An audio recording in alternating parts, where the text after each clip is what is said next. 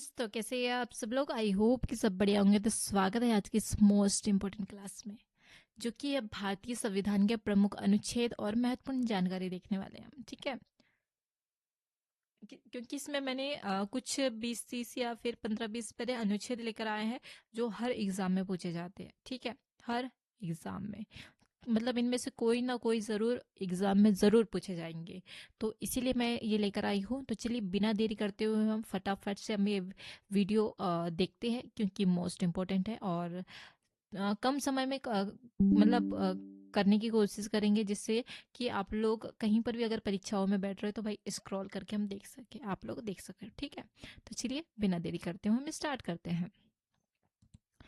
तो फर्स्ट देखते हैं अनुच्छेद नंबर 1 से 4। ठीक है, संघ और मतलब इसमें क्या दिया गया है, मतलब हम यही देखने वाले हैं कि अनुच्छेद 1 से 4 में क्या दिया गया है। संघ और उसका राज्य क्षेत्र, ठीक है, जिसमें भारत क्या है और नए राज्य कैसे बनते, मतलब 1 से लेकर 4 के बीच हम इसमें देख सकते हैं। ठीक है, अनुच्छेद नंबर 5 से 11 जिसमें नागरिकता भाग, मतलब भारत का नागरिक कौन होगा, मतलब इस 5 से 11 के बीच में इन सारी चीजों के बारे में अनुच्छेद के बारे में दिया गया है। ठीक है, अनुच्छेद 12 से 35 मौलिक अधिकार के बारे में दिया है। ठीक है, ये सबसे मोस्ट इंपॉर्टेंट है।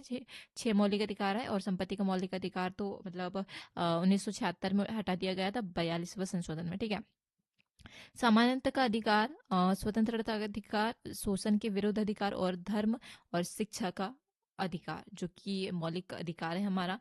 ठीक है, अगला देखते हैं अनुच्छेद नंबर 36 से 51। ठीक है, अब राज्य की नीति निर्देशक तत्व दिए गए हैं। ठीक है, साफ साफ बोल रही हूँ मैं, मतलब 36 से लेकर 51 के बीच। ठीक है, सरकार के लिए दिशा निर्देशक तत्व इसमें मोस्ट इंपोर्टेंट होते हैं। ठीक है, अनुच्छेद नंबर 51A जिसमें मौलिक कर्तव्य के बारे में दिया गया है, जिसमें मौलिक कर्तव्य हमारे कितने 11। ठीक है, नागरिकों की जिम्मेदारियों की इसका एहसास दिलाया जाता है। ठीक है, अनुच्छेद नंबर 52 से लेकर 73 राष्ट्रपति और उपराष्ट्रपति की शक्तियों और कार्यों के बारे में इसमें दिया गया है। ठीक है, अनुच्छेद नंबर देखते हैं हम 74 से 75 मंत्री परिषद और प्रधानमंत्री से संबंधित ये अनुच्छेद है। ठीक है, मतलब कौन से 74 से 75। ठीक है, अगला देखते हैं 79 टू 122। ठीक है, जिसमें संसद, लोकसभा, राज्यसभा और कानून बनाने की प्रक्रिया, जो संसद होते हैं हमारे दो संसद है, एक लोकसभा, मतलब संसद के दो भाग है, लोकसभा और राज्यसभा। ठीक है, और इनके लिए ही कानून बनाने की प्रक्रिया,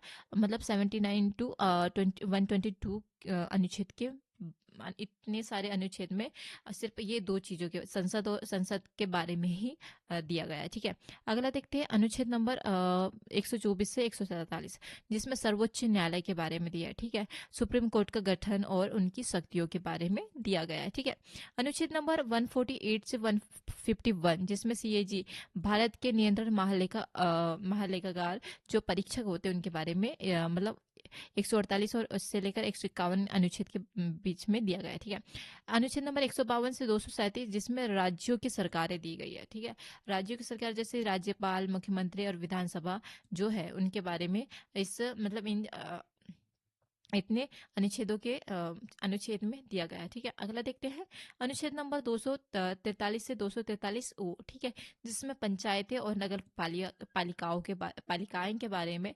विस्तृत रूप से दिया गया है। ठीक है, अनुच्छेद नंबर 245 से लेकर 263।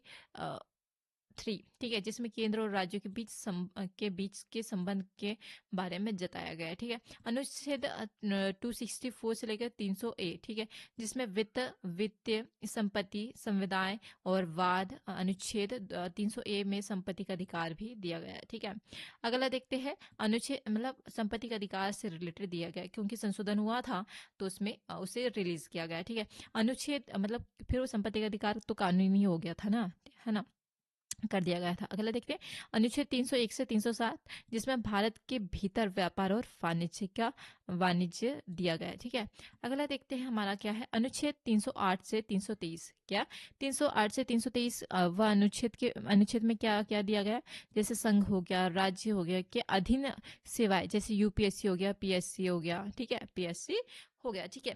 अगला देखते हैं अनुच्छेद नंबर 324 से लेकर 329, जिसमें चुनाव आयोग के बारे में दिया गया है, जो कि निर्वाचन आयोग के द्वारा होता है, ठीक है। अगला देखते हैं अनुच्छेद 330 से 342, जिसमें एससी एसटी और विशिष्ट वर्गों के लिए प्रवेश प्रावधान वाले चीजों के बारे में जानकारी दी गई है 330 से लेकर 342 में, ठीक है।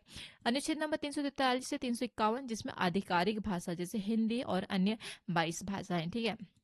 अगला देखते हैं अनुच्छेद 352 से 360, जिसमें आपातकालीन प्रावधान, राष्ट्रीय आपातकाल, राष्ट्रपति प्रशासन और वित्तीय आपातकाल के बारे में दिया गया है। अनुच्छेद नंबर 368, जिसमें संविधान में मतलब जो संविधान में संशोधन होते हैं ना, मतलब किस अनुच्छेद के तहत होता है, अनुच्छेद नंबर 368, ठीक है, करने की शक्तियां प्रमुख होती है।